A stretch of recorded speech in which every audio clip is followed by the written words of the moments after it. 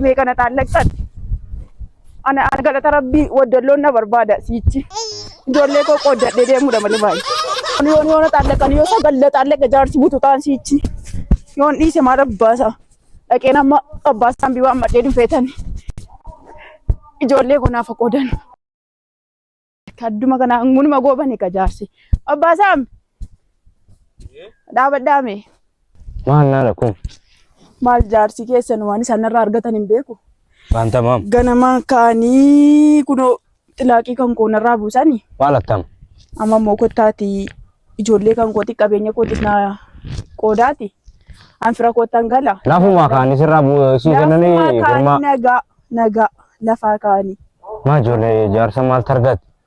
Maali gaa'es eeggasiis kana dura akkuma isin beektan isinis egaa gizee meeqa dubbattanii ittunuma daddabame inuma quufan hin gooban. Jiru am? Jiru eessa dhaqu? Kottu. Ho? Maal ta'an ijoollee bantama? Kuufa ka maal ta'u maan kuufan malee hin goobani.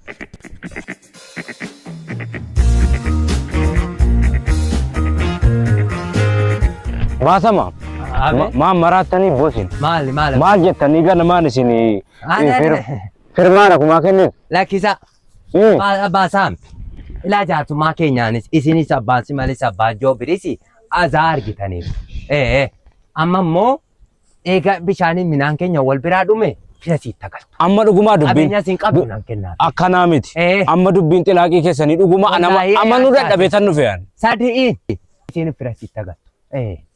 Xilaaqii immoo buuse. Nan galaanis nageera. Amma ijoollee kootiif waan an qabu qabeenya kan kunaa qoodanaa kenna. Naan kenna. Ijoollee immoo waa'ee nan hunda kennu hin jiru. Wallaahi hundan kennu hin qooddan. Ijoollees.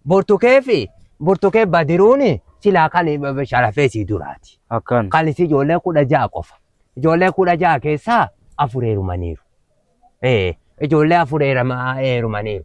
Ijoollee 12 immoo qe'ee jirti. Hin qooddan. Ijoollees gargar facaasuuf kaasin. Yookaan ijoolleen na bira teessu. Ijoolleen abbuma biraa bareeddi. Lakkisa abbo. Ijoolleen abbuma biraa bareeddi. Ijoolleen immoo yoo isin immoo naafa kennan malee jette.